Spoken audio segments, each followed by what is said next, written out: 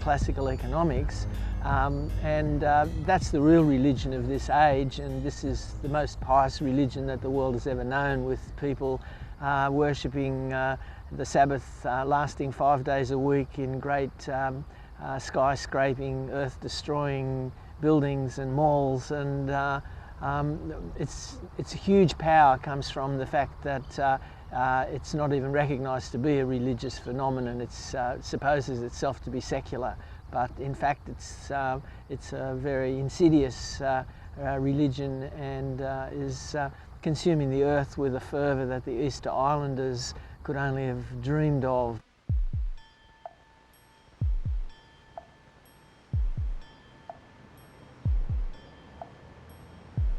Each day, as thousands of persons visit the chain stores in their neighborhoods, their journey carries them past powerful messages advantageously placed on nearby poster panels.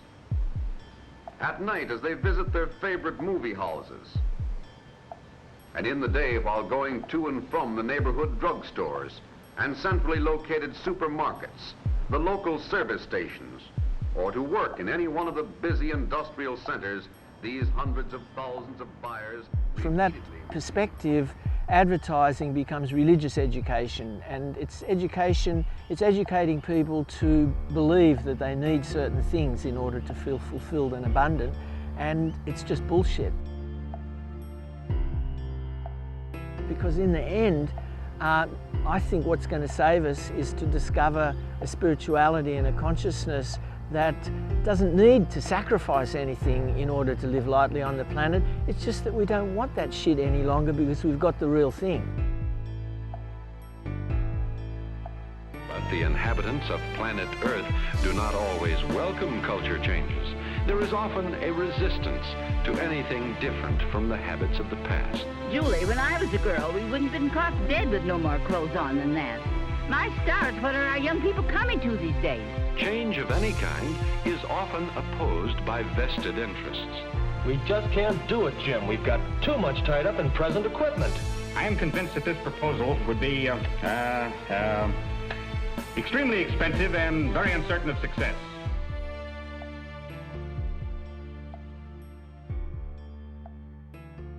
We're definitely in a trap. We're in a systemic trap, which is not just a trap by evil people who sort of planned this from the beginning, but it's actually a systemic trap. It's a trap of structural addiction where the system can't stop, because if it stops, the consequences are horrific.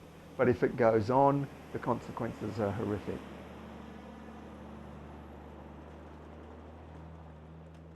The way we have been living is over.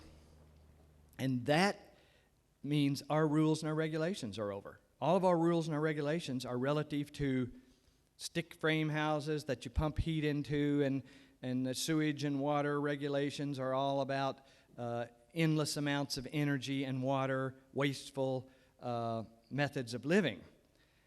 Those days are over due to population explosion and climate change and dwindling resources. Put all three of those together. You know, I don't care whether you call it global warming or whether people caused it or not, or I'm not into any of that argument. I'm just saying I'm into the unarguable aspects.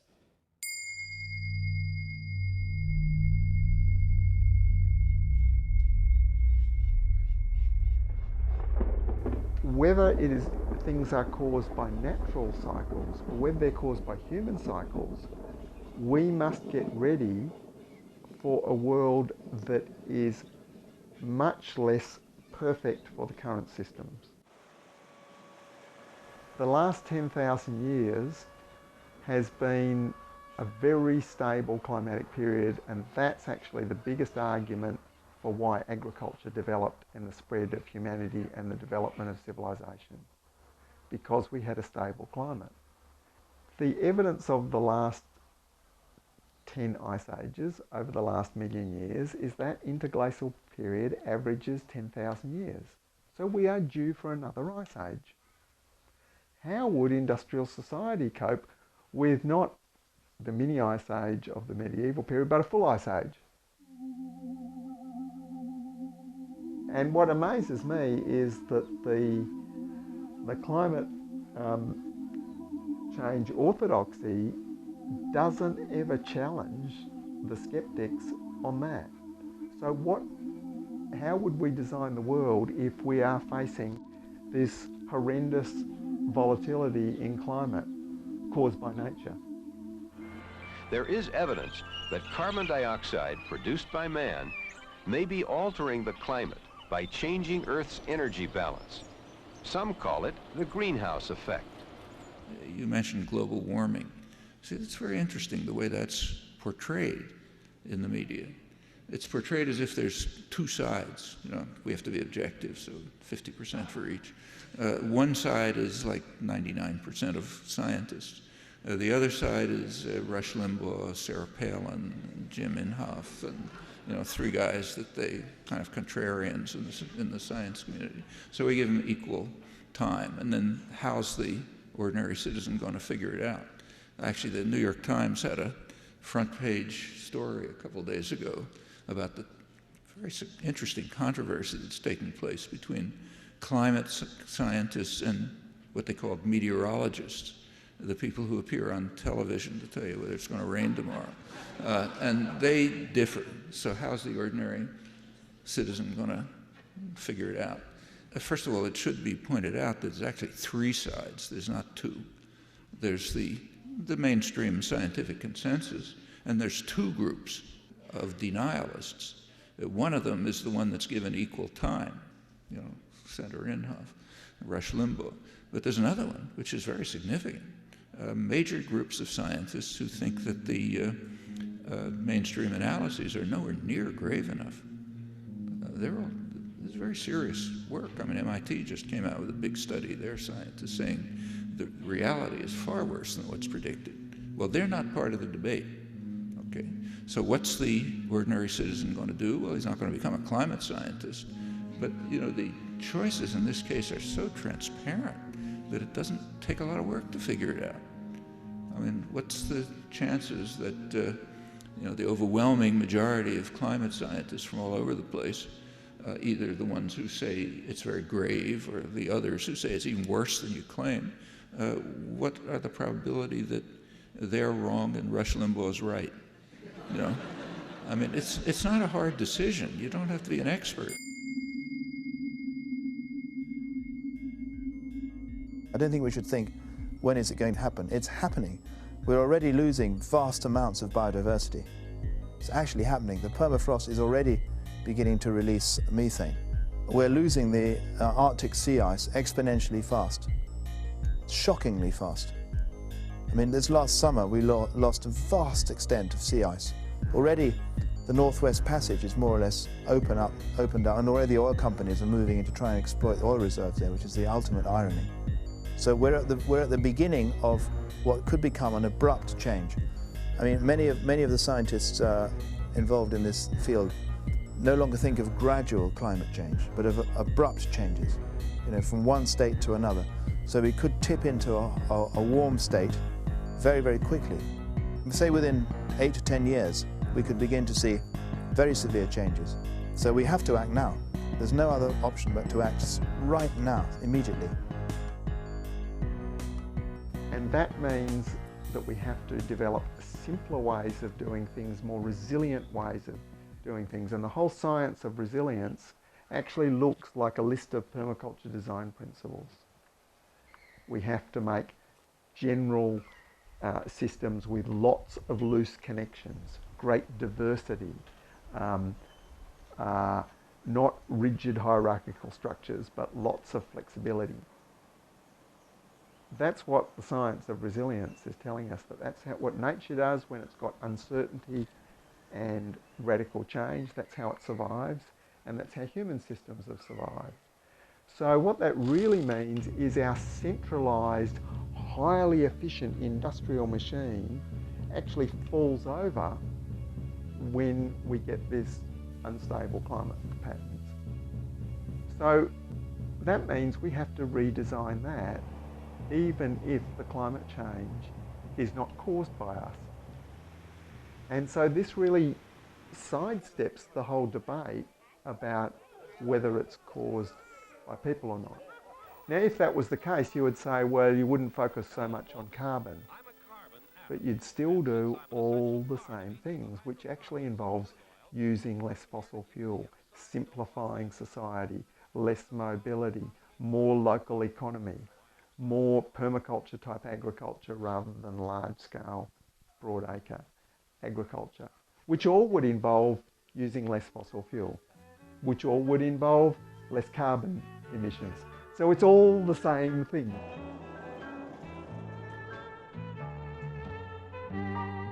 100 years ago, smokestacks were a proud symbol of industrial progress. They meant jobs for the people, products in the stores. Refuse from a plant was a local problem, disfiguring only one tiny bit of land, water, or air. It seemed a small price to pay for more jobs, higher salaries, a rapidly improved standard of living. Scum in the river, but a chicken in the pot every Sunday. A stench in the air, but a car in the garage.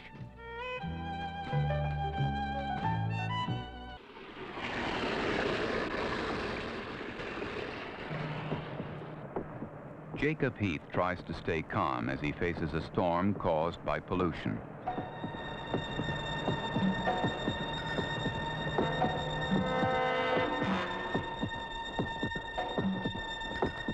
Never before had this been so directly observed. On the basis of the satellite pictures, the companies will be ordered to stop pollution from their smokestacks. In this way, satellites are providing more accurate and reliable weather information by helping to stop inadvertent weather modification. In order to regulate her temperature, Gaia has had to extract carbon dioxide from the atmosphere to compensate for the increasing brightness of the sun over geological time. If she hadn't done this, the Earth would be by now far too hot for life. And she's put the carbon in various places. It's as if she's trying to put the carbon in these vaults where it can be safely locked away out of the atmosphere. So the biggest is chalk and limestone. The second biggest is organic material dispersed through sedimentary rocks.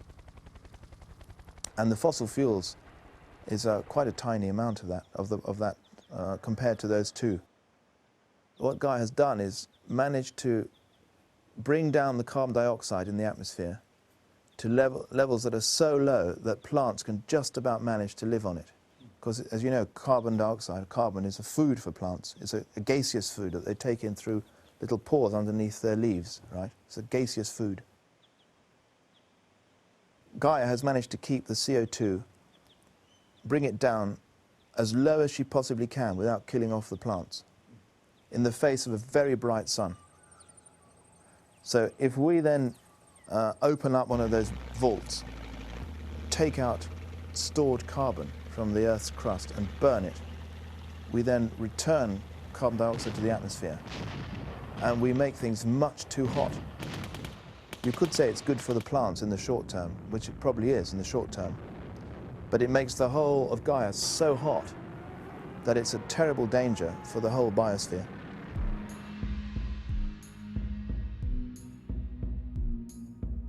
How could the burning of this relatively small amount of carbon, compared with the amount of carbon cycling in the biosphere through plants and other forms, have such a big impact on the climate?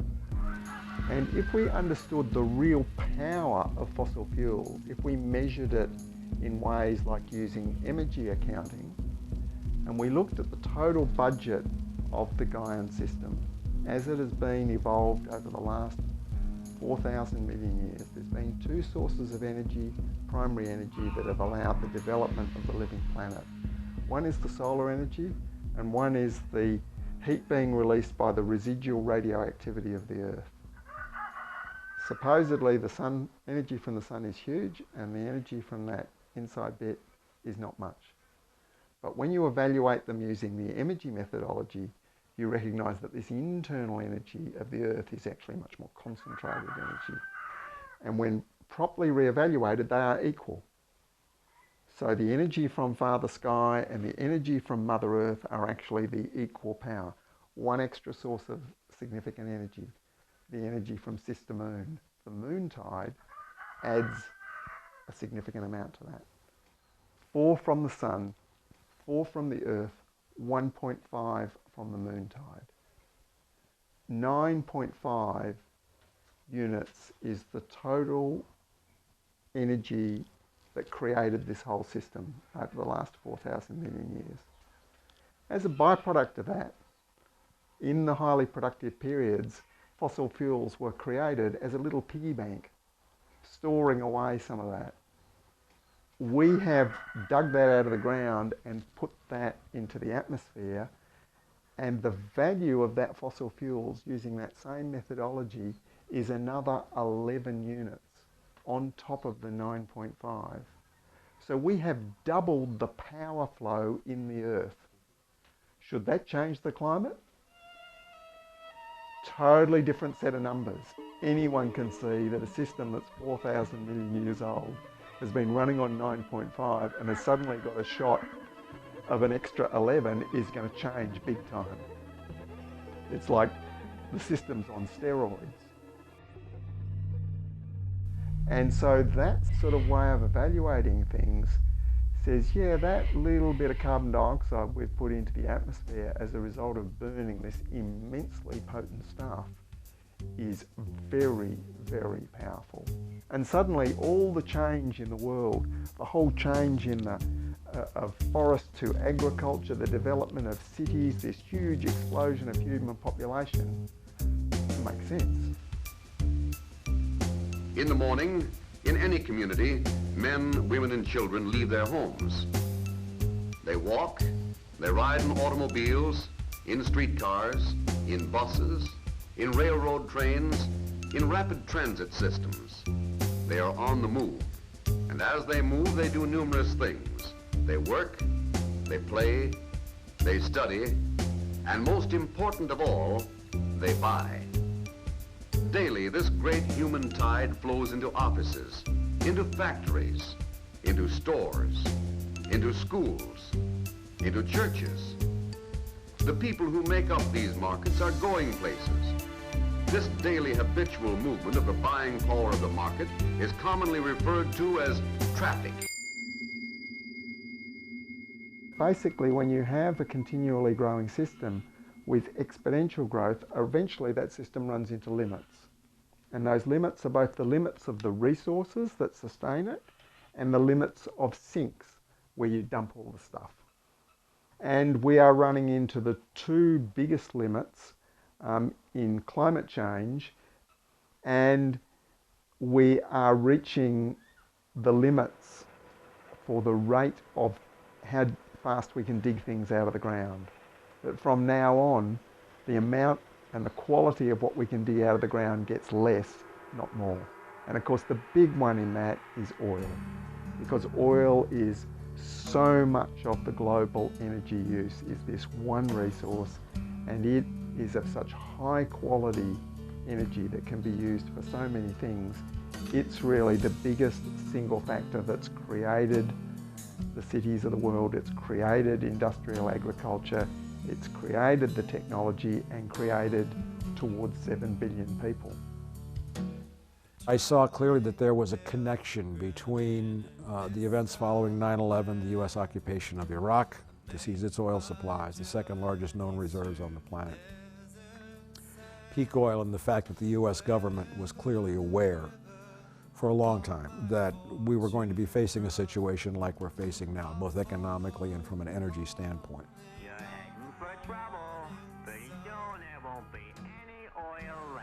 There's a 96% correlation between greenhouse gas emission and GDP growth. Ipso facto, if you want to have GDP growth after a collapse, you must burn oil to do it. There is nothing that will replace the edifice built by fossil fuels anywhere.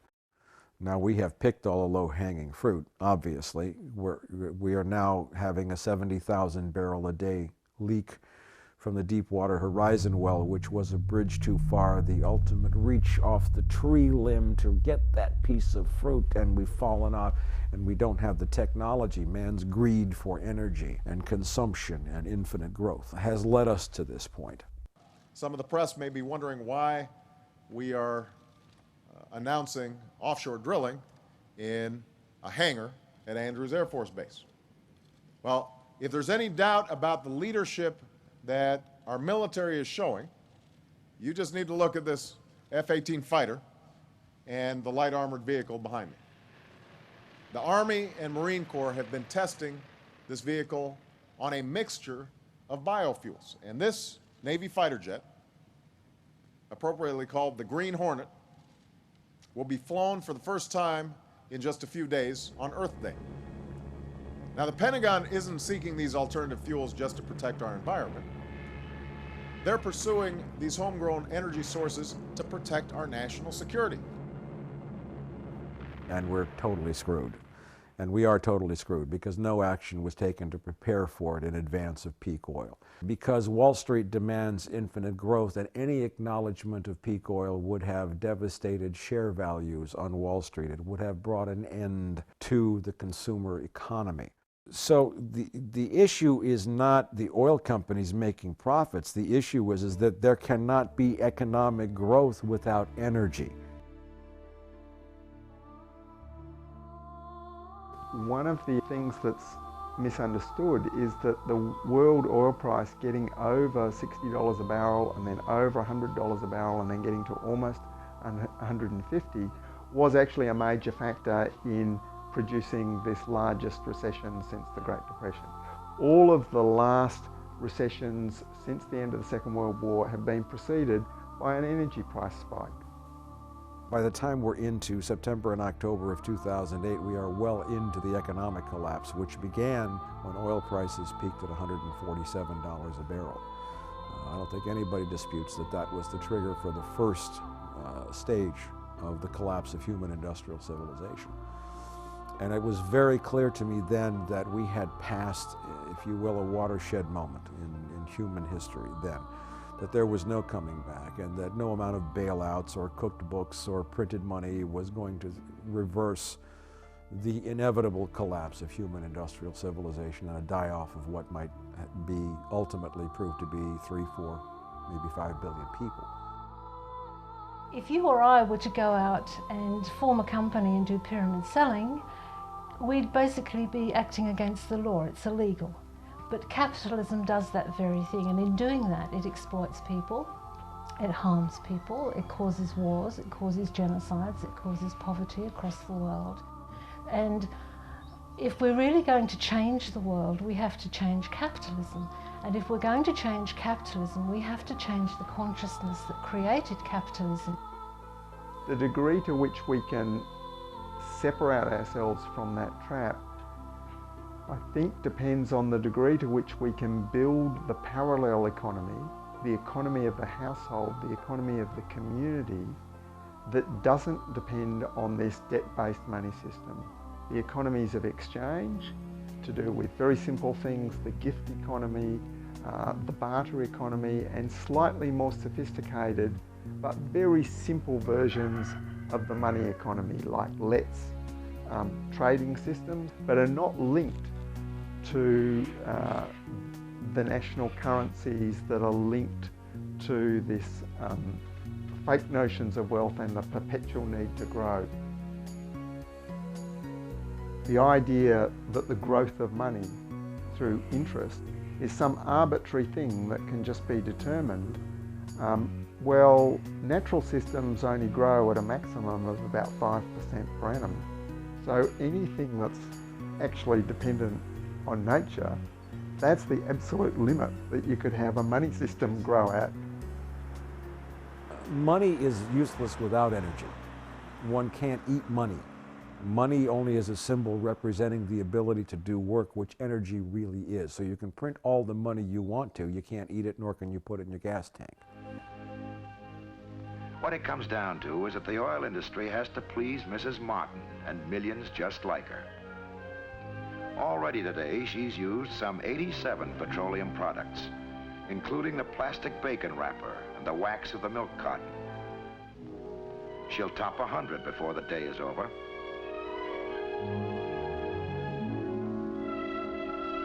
Mrs. Martin is the customer, and the customer is the boss of the oil industry.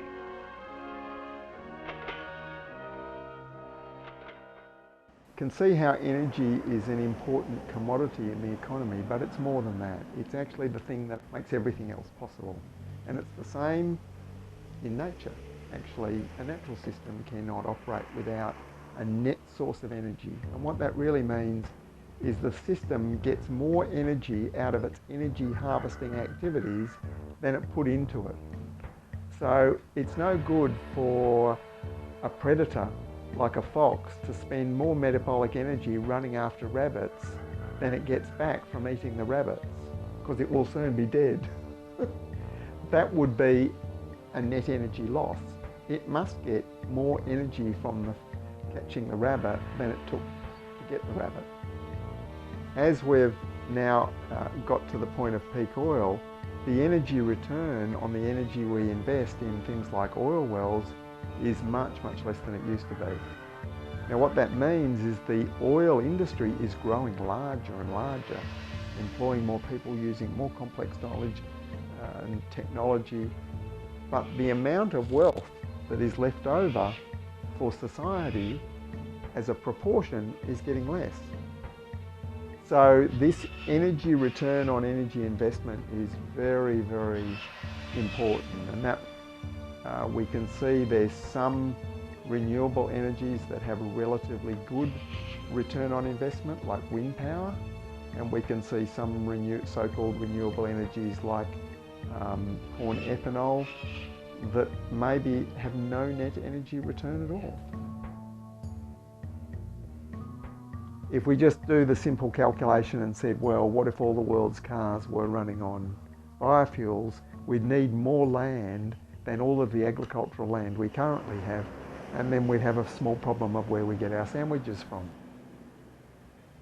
Biofuels, I think it's a little bit like emissions trading schemes, that anything to allow business as usual to go on and not to have to bite the bullet and to recognise that, what did Leonard Cohen say?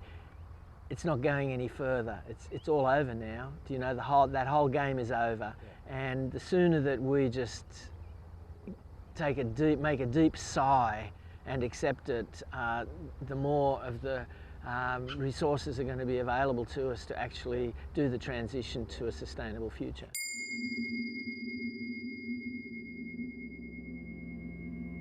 This is very much the permaculture argument, that the behaviour change and simple retrofitting of what we've got is better than trying to spin the machine faster. If we say we're going to rev up the machine to create a whole new renewable version of what we've got, then I think that was more likely to drive us over the cliff. And everyone thinks that a very low energy future means a return to the caves. But cavemen didn't have stainless steel to make tools out of. And yet future generations, no matter how severe the energy descent, will have littered around the landscape for millennia into the future stainless steel. What a fantastic thing. And, you know, okay, that's the extreme, but right at the moment we can go and get stainless steel sinks that are being thrown out at the rubbish tips and use them to make other very valuable, durable things. And that's all challenging our creativity, our use of skills. And there's a million things like that that we see everywhere in permaculture projects, this creative reuse and recycling. When you use a material, an already made material for a secondary use, you're obviously saving the energy that it would take to manufacture and ship a conventional building material. But that's not the end of it. You're also saving the money that it would take to get rid of the garbage. I was taking an engineer, a gearhead, a pragmatic person through an earthship. And he was going through it and he saw it all and he didn't say anything, it was quiet. And then after pretty much was wrapping up the whole thing, he just blurted out, he said, "What the world needs is 1 billion of these right now." And that was the best thing anybody had ever said. The first thing I would say for people to do in trying to comprehend this is be advised that it's not a house. That's why we call them earthships. It is something that we say will sail on the seas of tomorrow, basically, without a nuclear power plant.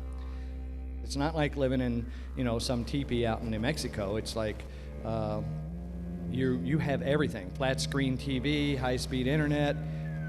You have all the goodies, and it can be done in a carbon neutral situation. That is not the problem.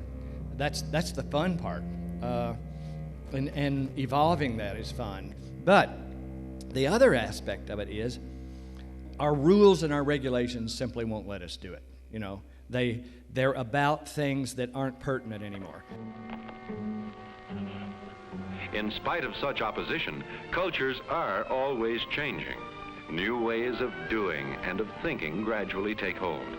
But the basic mores on which each culture is built change very slowly. The trouble is that for it to hit hard enough for everyone to wake up, it might be too late to do anything about it. And so I'm hoping that there might be some way for people to wake up, short of the oil actually running out and the food no longer being in the supermarkets and so on and so on. I don't think that the people that are growing organic food are going to survive in that kind of a scenario.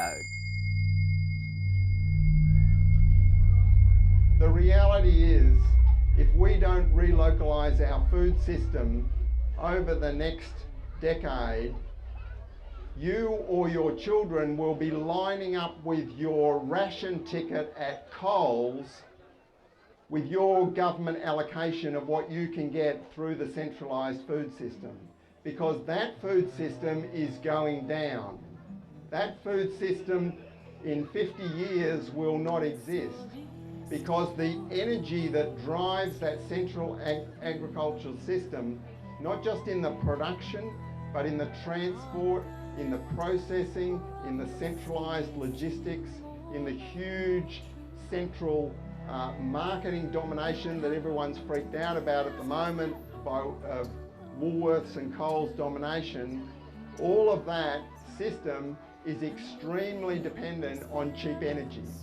And the era of cheap energy is coming to an end. There are people who want to go back to the bar who don't believe it, who call us doomers. There are people who are deer in the headlights, who are panicked, who cannot process a thought. But thank God there are many, many hundreds of thousands and millions of people, I would say in the United States alone, who get it, who are actively building lifeboats now.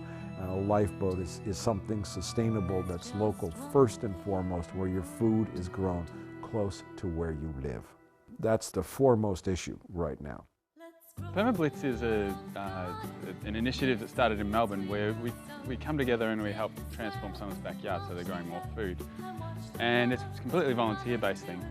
Each Permablitz has permaculture design informing it, and that design is explained to you at the beginning of the day. That means everybody that comes doesn't just learn, but they become autonomous agents a bit, and heaps easier if you're facilitating one of these things. Lots of problem solving happens. A lot of times we're transforming, blank slate backyards, so we're turning, lawn to lunch, and it's a radical transformation in a day, and it's great to be a part of, and you learn through doing, hands-on. And it's we think of it as a sort of a way of, or a medium that the mainstream can sort of ease themselves into getting a feel for what permaculture is about. You can come along to a blitz with no qualifications, there's no expectations, you meet people, you have fun, you learn a bit, and so on, and before you know it, you're starting to think about having one yourself and learning more and more about permaculture. There's some theorists that say the suburbs are the greatest misallocation of resources in human history. And then there's others that are a bit more positive, like David Holmgren, who points out that the suburbs are not only where people are, but where a lot of resources are. You've got a lot of infrastructure, you've got pipes bringing resources in and out, and there's actually enormous scope, especially in the quarter-acre properties where you've still got a bit of yard to play with, for food production. There's a lot of organic material that can be composted, so you can build soils. There's a lot of hard surfaces, a lot of roads and paths and roofs, so you've got the water there, you've got the nutrients, you've got the people, and there's enormous scope for massively increasing the amount of food and other needs that we produce in the suburbs. There's enough land in the suburbs to provide for most of people's perishable food needs. The processing of doing that will save massive amounts of water, oil and other resources, and give huge numbers of people employment where they live and create local businesses. The way I look at it, the earth doesn't create unemployment. The earth is the most generous employer and job provider that you could imagine. Left into relationships with the earth, there's never a job that doesn't need to be done.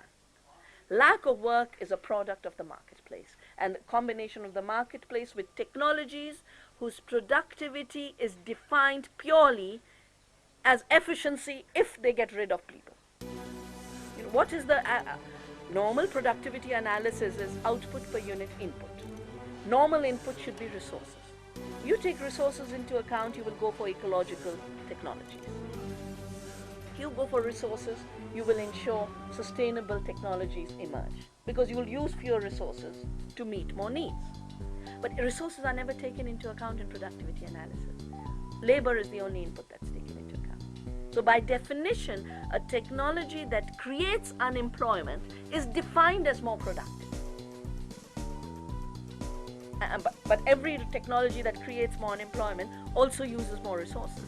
So all ecologically inefficient, labor displacing, unemployment creating technologies are the ones that grow as the efficiencies of industrialism and modern organizing of life.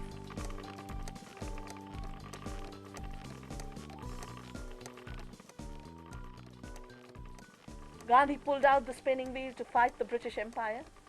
And people used to laugh and say, ha ha ha, with a piece of wood, how can you fight the worst of it? He says, the only way you can fight it, because you pull out a gun, they'll always have a bigger gun. Yeah? But if they've already got the bigger machines and you can shift the system to the smaller one, you've already changed the whole logic. So the spinning wheel was designed to shift the ground, change the thinking about power and powerlessness, about beauty, about aesthetics. Because what Gandhi did was shift aesthetics from thinking of the uniform machine-made cloth as beautiful to the uneven khadi and all its variations as having beauty. He shifted the thinking from how fast textiles could come out of a factory into how much resources they sucked out of the earth. things like the enormous amount of high quality land and water that is used for cotton production in the world. We could slash by half tomorrow and have no problem of shortage of clothing. So that in itself would free up so much capacity. Of course, the largest, most obvious one is the reallocation of the budgets and resources devoted to the military. So if we look at it from that point of view, we could start the pathway down and deal with supporting 7 billion people as long as we acknowledge, as the fossil fuels go down, as we start to draw on these things and use these enormous nest eggs that have been built up, the population has got to go down. Very famous doctor in England, very famous. He said children of the third world should be allowed to die because the third world population is growing too much and it's a threat to the planet, and therefore all healthcare should be withdrawn from the south for the health of the planet. So there is this idea that, you know, there's too many people, they should be allowed to die, because the whole thing is presented as a total biological phenomena out of control of consciousness, that we don't decide. A landless peasant was asked, why do you have such a large family? You know, the landlord has only 2 kids, why do you have 8? And the peasant replied and said, because the landlord can buy the next tractor, all I can have is the next child. So, you know, for the dispossessed, with no access to resources, no access to capital, the only thing they have is to sell their labor power. And then it makes total rational sense to have larger families. So it's not, higher populations are not a biological crisis of unthinking human beings who don't know what to do. Higher populations are an ecological symptom of resource equations out of balance.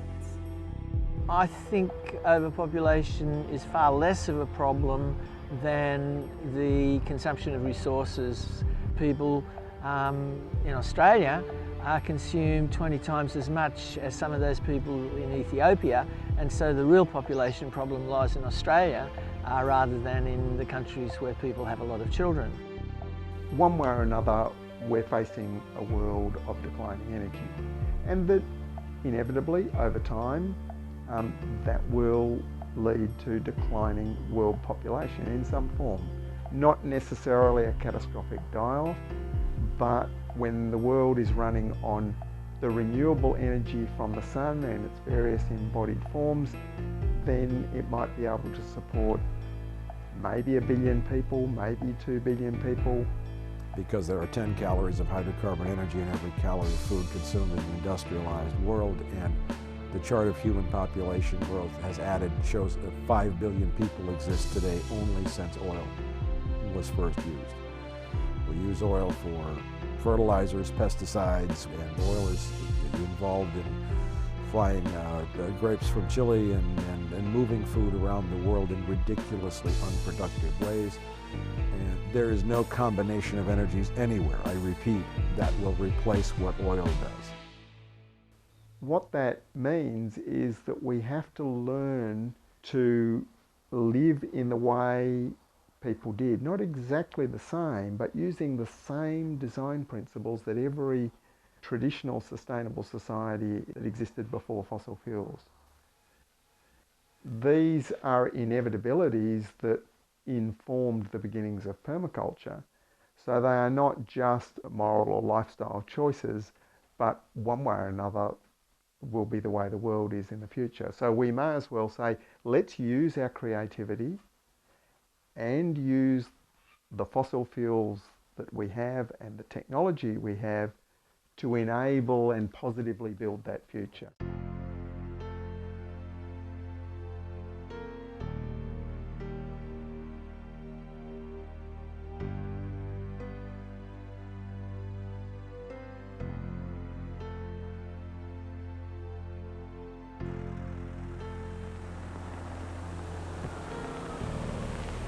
Give a fella a lift? Sure, hop in. Move over, Jamie. As you drive along, talking about this and that, you piece together this man's story. I had a good cotton farm in Alabama, Dallas County. My father had it before me, his father before him. I'd always expected my son to have it one day. Giddy up. But that's not the way things turned out.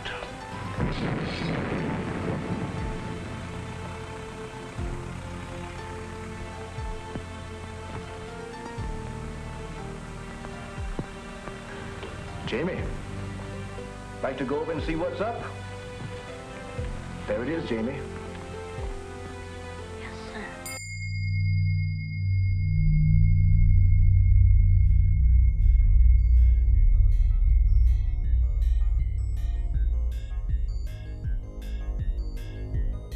What I'm trying to do, like many others, is to heal this terrible mistake that we made in our culture around about the time of the scientific revolution, more or less, when we began to seriously believe that the Earth is nothing more than a dead machine, that the whole Earth is just there for us, that we humans are the only species with sentience, and that everything in the Earth, all the trees, the forests, the rocks, the minerals, are all there for us to exploit, that we've actually been placed here on this Earth to use the scientific method and scientific rationality to exploit the Earth merely for human benefit.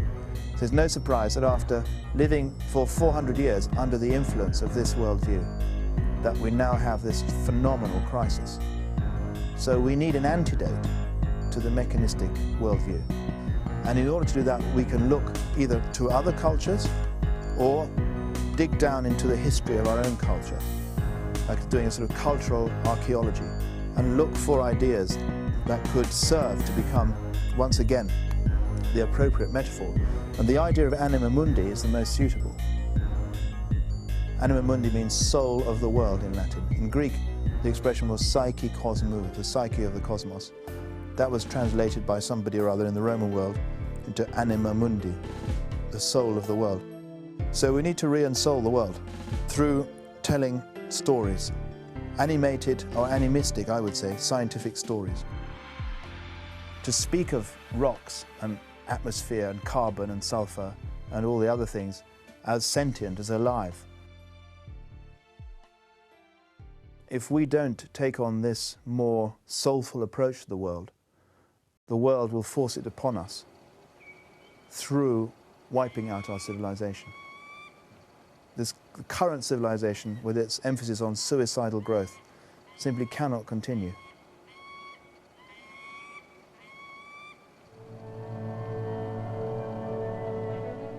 Material progress, which has given man so many new conveniences, has at the same time speeded up the tempo of his life.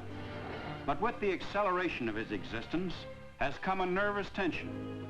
Dissatisfaction and boredom with the daily routines of life are increasingly apparent. Mental illness and the breakdown of the individual personality have become the medical profession's great new problems. We need the bonding of a mother. At some stage in our life, we can't survive without it. And if something goes wrong with that, then almost certainly we are going to grow up being traumatized from not having that bonding. When that goes wrong, then something goes wrong in the mind. Something goes wrong in our place in the world. And I think that's what's happened. We have lost our sense of space with the planet. We've lost our ability to bond with the planet. It's not just an environmental problem, it's a public health problem. We must come to realise that we are connected intimately to the health of this planet and also to the destructive processes that we inflict on this planet. A classic example being autoimmune problems or diseases, which are on the rise. Some experts suggest that autoimmune diseases have tripled or quadrupled in the last 20 years. What is an autoimmune disease? It's a disease where the cells in the body fail to recognise the host that serves them, that they embark on an attack on the very mother that sustains them. This is mirrored in the environment around us today. Another example is diabetes, which is on the rise in our culture, particularly juvenile diabetes. This has never been seen before in the numbers that it's being seen. It's often described as a disease of starvation in the midst of plenty. That is, that there is plenty of insulin inside the human body to feed cells, and yet that source of nourishment is not getting into those cells. You could juxtapose this on the macrocosm, where 15 million children in the developing world die a year of starvation. That is, that there is food there available for them, it's just not getting to them.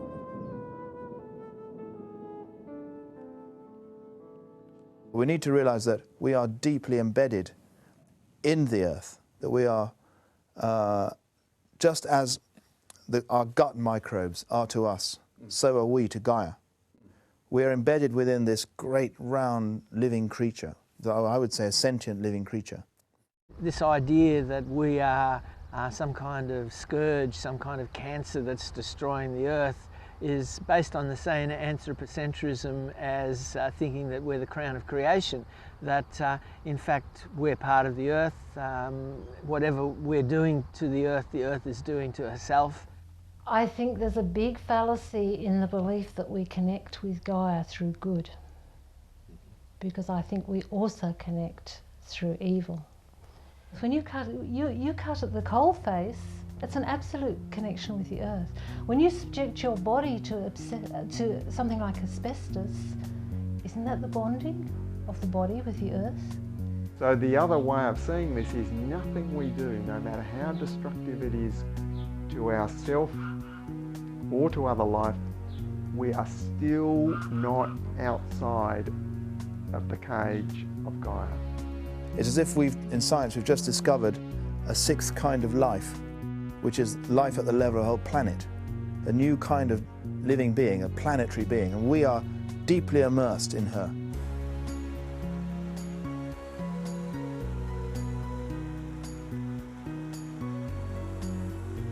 Well, the Gaia hypothesis was put forward by James Lovelock and Lynn Margulis to describe the way the Earth functions as if it's a living organism, because a lot of its basic chemistry, especially of the atmosphere, is maintained within certain limits in a way that could not just be a random outcome of non-living processes.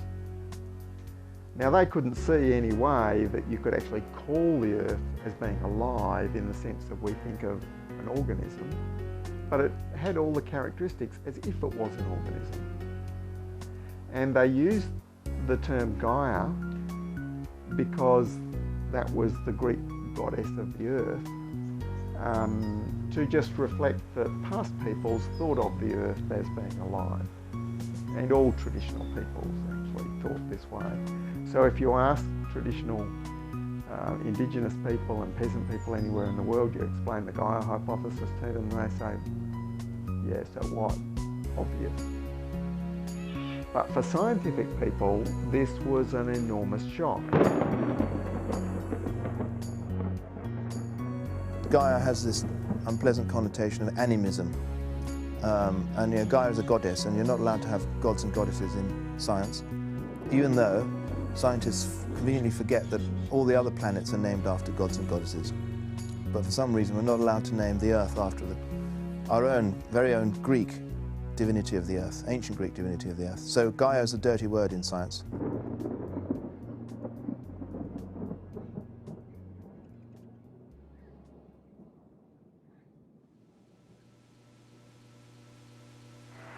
In the beginning, the void, the darkness, then light, then life.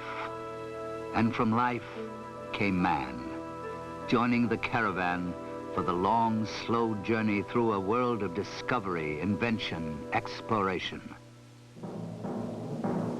His marks, his milestones, stretch out through the centuries. His footsteps echo down through the corridors of time. Time. July 1969 in Florida. The footsteps, the caravan quickened. The corridors shortened as man reached outside his world into another void. Gaia, as we mentioned, was the original goddess of ancient Greece, and it wasn't until about 2000 BC that she was supplanted by masculine gods, gods of war and thunder. Now, Apollo was one of these. It's best exemplified by the Apollo moon programs. And you don't need to be Freud to see the symbolism of the Apollo rockets heading towards the feminine moon. And so the landing on the moons was like a high point of those Apollo values of reductionist and mechanist thinking. And indeed, both Carl Jung and James Lovelock see it as a defining moment in human history when, for the first time, the collective unconscious, or Gaia, could see itself in its totality through the eyes of the astronauts looking back from the moon to a whole planet Earth, a single super organism.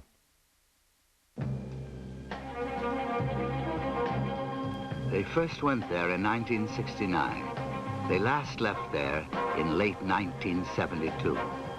Between the beginning and the conclusion, they came to feel, to dimly perceive what it was all about, to come to a perspective on the meaning of it all. It's not just that we live in such a miraculous universe, but that if we really understand it, that's who we are, that we are that universe at the moment when it's become complex enough in the form of the human species to look over its own shoulder and see the incredible road that it has travelled, and the jaw of the universe drops in awe and wonder at the miracle of the whole thing. If the human being does have a special purpose, that purpose is to bring consciousness itself to the earth. That is, to be conscious of consciousness, that Gaia would be viewing or understanding herself through our consciousness. I'm going to step off the limb now. That's one small step for man, one giant leap for mankind.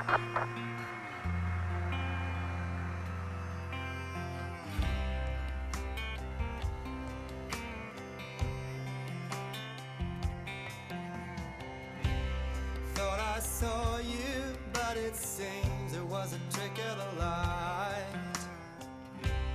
Thought I knew you, but it seems it was a trick of the mind.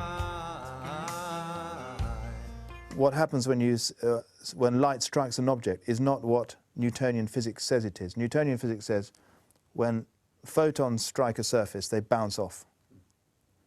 And the photon is fundamentally unchanged. You see, it's the billiard ball view again. Actually, that's not what happens. What happens is when a photon strikes a surface, it's absorbed by the surface. And it also it disappears into the quantum void. And then a new photon is reconstituted and emitted by the surface. So that's what happens with reflection.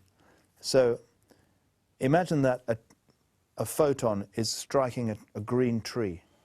Lots of photons are striking the tree. Then the photons are going deeply inside the tree, maybe beyond the tree into this quantum realm, where perhaps they absorb the very essence of treeness itself. And then this essence of treeness now saturates the new photons that are emitted. The new photons are actually tree photons, and they're vibrating treely, if you see what I mean. They then go into your retinas, where they transfer that treely information, or that tree sensibility, into your whole organism, and so you become tree yourself. So in this sense, light could be a form of communication, deep communication, like glue almost, that glues us to the world, and is a channel for meaning between different beings in the world. Thought I saw you, but it seems it was a trick of the light. I thought I heard your bitter voice crying out in the door. The sound echoes in my ears even when it's gone.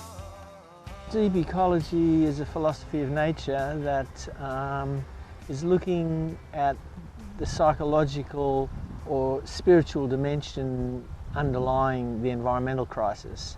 And the term was coined by Arnie Ness, the late Arnie Ness, who was Professor of Philosophy at Oslo University.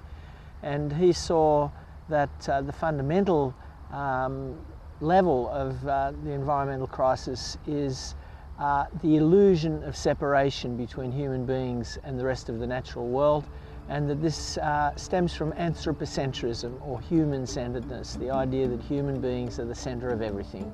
We are the crown of creation, the measure of all being, and the world consists of human beings on the one hand and resources for human beings on the other hand. So it's seen as some kind of a pyramid with human beings on the top. Whereas Indigenous people and the science of ecology recognise that a better metaphor is a web, with human beings just one strand in that web, nothing special, and as we destroy the other strands, we destroy ourselves.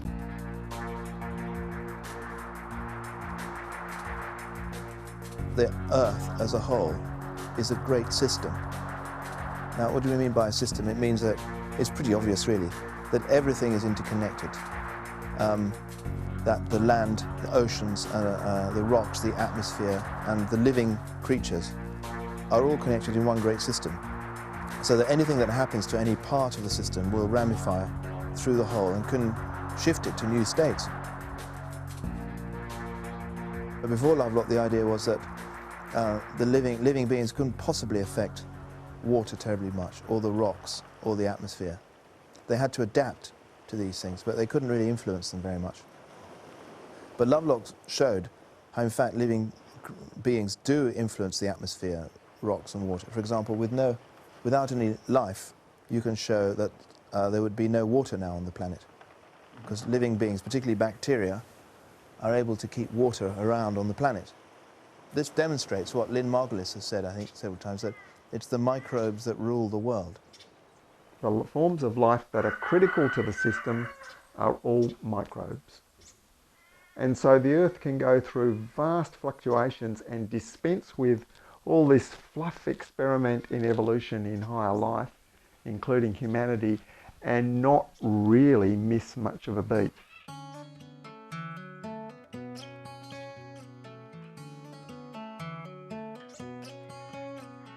Gaia is a very interesting name. The goddess Gaia was actually parthenogenic. There's no male or female. It was reproduction by parthenogenesis, and still exists in some species today.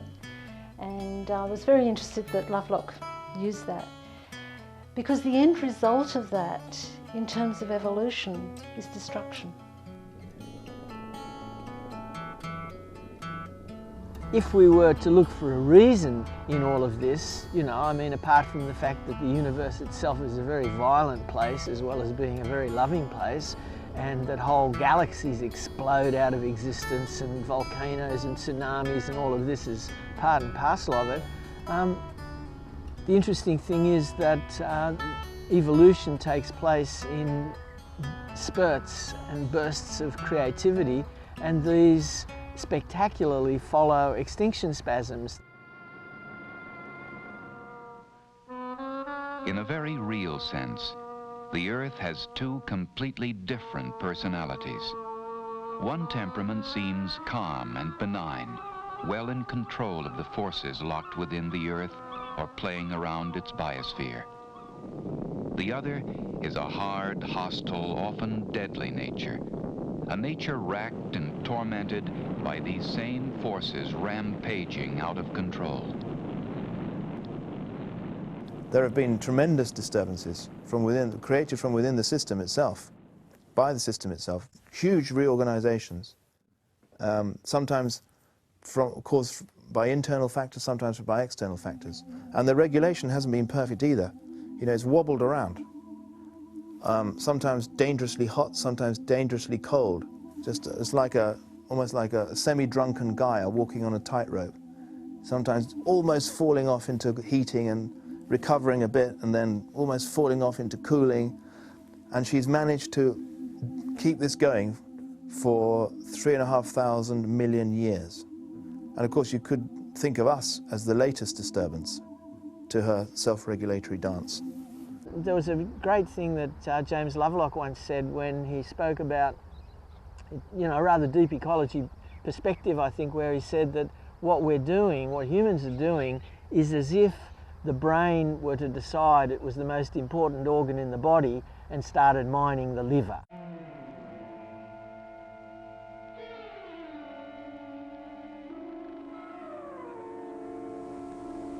Whether persons belong to a primitive tribe or to a complex civilization, they know fairly well what life has in store for them, because their culture has marked the way. These cultures are vastly different from each other. The kind of land in which the culture exists plays an important part in shaping its pattern. Biological characteristics may account for some of the differences between cultures. But the main reason why there are so many different kinds of culture among the people of the earth are the differences in their historical experiences. Despite these differences, there are many universal problems faced by all people, which their different cultures solve in their own ways.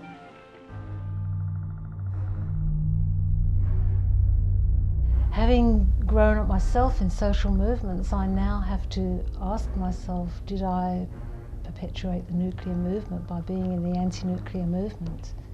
And yes, you do. You do. Because wherever you've got the subject, you've got the object. But what also you have to realise is that the subject, in fact, creates the object. We live in this duality. We can't get away from this duality. It's the nature of our existence. How we mediate this duality is very important. If you know anything about game theory, I firmly believe that the military and the governments operate on the principle of game theory. And game theory, of course, is that you make the undesirable the desirable. And in order to do that, then you have to pose the two sides and literally make what is bad good in the minds of the people. And I think this is what happens. And yes, it does confuse things. And this is postmodernism. We see it everywhere now. We see it in, for example, things like sustainable festivals across the world that are happening. Yes, you have all these wonderful green products being sold there and these green ideas, but you'll find the coal industry there as well. And you've got the polluting companies are actually the biggest advocates for the environment, you know, and you have to say, well, why? What is lying behind that?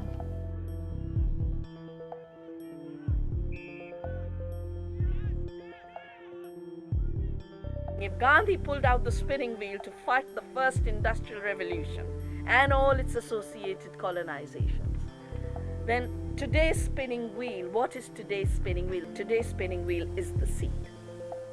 We get it for free from nature. We have evolved it through our collective intelligence. We need it for our survival, and we are not going to obey intellectual property laws that reduce it to being the monopoly property of corporations. Although one can see maybe the past logic of allegiance to a nation state that provided you with security, there's now ample evidence to show that there is no security in that nation state and that we have to disengage from that. In a way, it's the old principles of pacifist non-participation. But the important thing is it's got to be a much more activist building the parallel world. And I think there's hope in what happened to some extent in the decline of Rome, that we can see as Rome went through its various horrendous crises and sort of various systems fell apart, that actually as the empire unravelled, conditions for ordinary people actually got better, because they weren't any longer having to support the huge taxation burden to maintain the extended armies and all of the infrastructure. And there's ample evidence to show that to some extent life actually improved. And from my perspective, as an author, philosopher, lecturer, we are also in a battle to determine what will survive of mankind's history that will be carried over after the collapse, where we will have a very painful transition phase and era that will be bloody, messy, but eventually the dust will settle. The question is what will survive? The choice being presented to mankind now is either evolve or perish, grow up or die. Change the way you view the world and your relationship to it, because I believe this planet is alive, and I believe that we have to establish a basic fundamental connection with all life on this planet to achieve something called balance, or steady state, whatever you want to call it, sustainable. That doesn't pretend or aspire to overturn the physical laws of the universe or to make man a god, but to make man hopefully an intelligent creation living in harmony in God's universe. Do we wish to continue the way that we're living, regardless of whether the planet is heating up or not? Do we want to inherit an Earth that looks like this? Splitting hairs over the degree of temperature rise on the planet is in fact a red herring to the obvious and rampant environmental destruction that's taking place. And we're fools if we think that this destruction will not eventually impact on us. And there's another point to be made about all of this. If you try to think through the cost-benefit analysis, suppose the people who deny it are correct and you do something about it. Okay, you've spent some money doing things you probably should have done anyway, you know, like more renewable energy and so on. But the total cost is it cost you something. Suppose, on the other hand, that the consensus is right. Well, if you don't do anything, human species is probably down the drain. Okay, those are the costs you have to estimate. That's not particularly subtle. The most important thing now is not what scientists think about animism. It's getting the sense that we're inside a great living creature out into the general public, that it's okay to feel what you feel in the forest, that what you feel or what you intuit in the forest or out in nature or by the sea, that all of that is a genuine form of communication from the earth, that the earth is actually speaking to you. That's the most important thing for us to learn now as a culture. It's very important for the scientists to do their science, and I wish they would do it in a more animistic spirit. But it doesn't matter if they don't take it on board. It's more important for the general public to take this on board. If we're business people, we can think of it like this. We're working for Gaia Inc. This is the boss, you know. The whole Earth system is the boss. Or another way I put it is that we can be Gaia'd. In other words, that the Earth herself is an active agency, almost a psychological agency, a psyche, that can sweep away the illusion of separation that we have and give us this gift of connectedness with her great vast body. We can use our science, the science of Gaia, or Earth system science if you like, to really develop a sense of deep belonging to the Earth. Because the stories that science has given us, like the ones I've outlined, are so miraculous and inspiring that we can use them to help us fall in love with the Earth. Of course, looking around at the world, you couldn't say that it's not like this is a point of view that's sweeping the world or anything like that. But you know, maybe if you make a good enough film, who knows?